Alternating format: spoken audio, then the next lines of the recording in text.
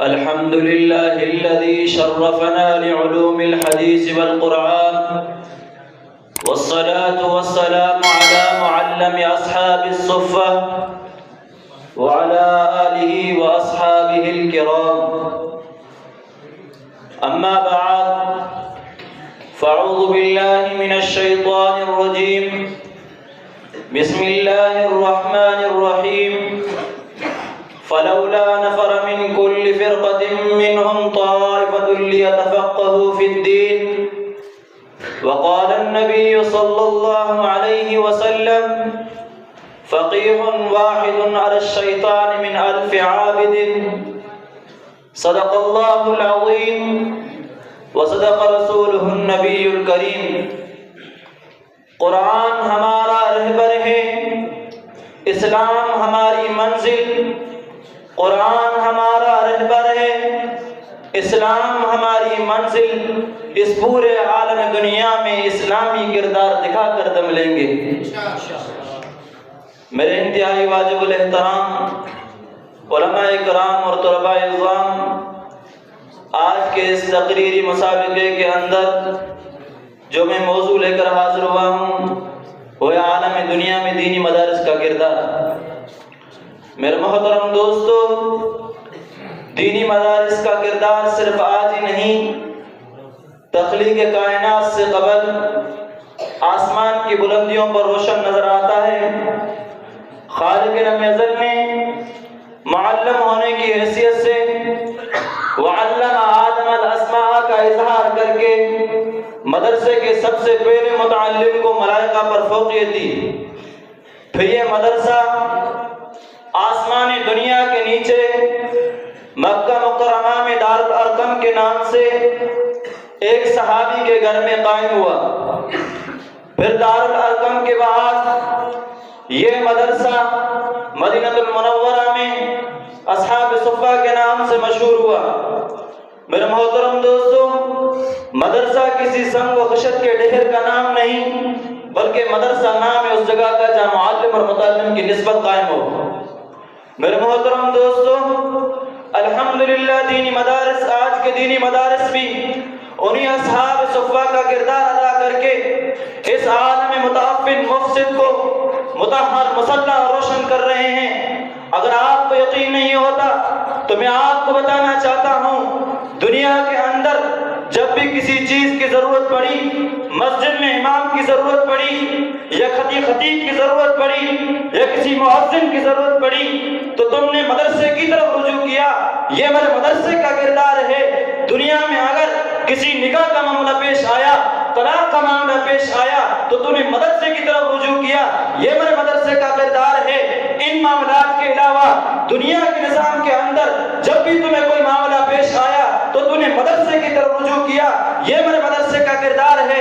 دنیا کے اندر فحاشی اور یعنی بے حیائی کا عالم گرم جب ہو جائے تو جہاد کے مقابلے میں کرنے اور جہاد میں عمل پیری سب کے کھڑے ہونے والے یہی دینی مدارس ہے. پاکستان کے اندر 16% شراب خواندگی کو 36% بڑھانے والے یہی دینی مدارس ہیں.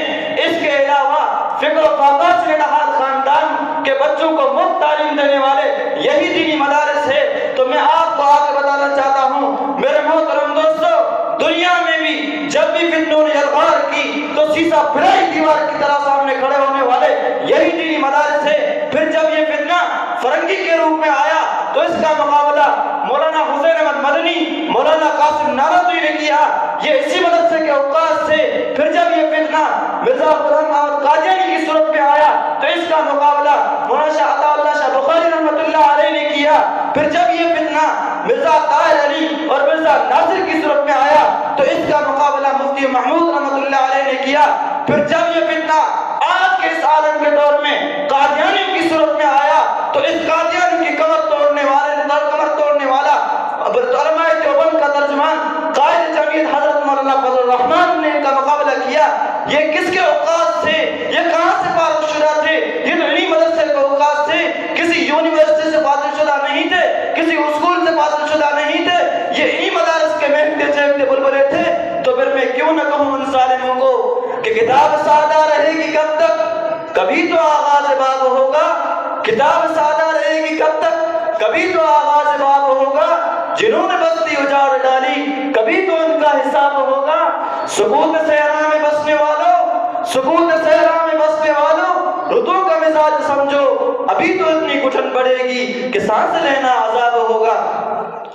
میرے محترم دوستو، آج کل کے لوگ دینی مدارس کے اوپر، دینی مدارس کے کردار کے اوپر کیچڑ ڈال رہے ہیں۔ میں ان سے کہنا چاہتا ہوں، تمہارے آباء و اجداد نے بھی دینی مدارس کو ختم کرنا چاہا، دینی مدارس کے کردار کو مٹانا چاہا، لیکن جب ان سے نہ دینی مدارس ختم ہوئے نہ دینی مدارس کا کردار بنا سکے، لیکن آج ہمارے ہی گروپ میں ہمارے ہی ساتھیوں کو سامنے کھڑا کر ہمارے مدرسے کو اپنے تابع کرنا چاہتے ہیں، اپنے بوٹ کے تابع کرنا چاہتے ہیں، تو یہ خاطر جمع رکھو، آج تو کیا تمہارے آباء و اجداد کی نسلیں تو ختم ہو جائیں گی، لیکن مدرسہ تمہارے تابع نہیں ہوگا۔ تو پھر میں کیوں نہ کہوں، قل ہذہ سبیلی ادعو الی اللہ کا عملی کردار یہی دینی مدارس، اتأمرون بالمعروف وتنہون عن المنکر کو دنیا سے سیاست کرنے والے یہی دینی مدارس، ان اللہ اشتری من المؤمنین انفسہم کے بعد یہی دینی مدارس۔ آخر میں فقط ان ظالموں سے یہی کہوں گا جو ہمارے اکابرین اپنا جو گزر کہے ان کی ترجمانی کرتے ہوئے، او ظالموں، او ظالموں، کب تک بچاؤ گے تم ہماری یادوں باتوں کو؟ او ظالموں، کب تک بچاؤ گے تم ہماری یادوں باتوں کو؟ ہر موڑ پر ہم اپنے لہجے کی روانی چھوڑ جائیں گے، بلانے سے جو نہ بھولے وہ کہانی چھوڑ جائیں گے، جو بلانے سے جو نہ بھولے وہ کہانی چھوڑ جائیں گے، اے زمانہ ہم تیری آنکھوں میں آنسو چھوڑ جائیں گے، وما علینا الا البلاغ۔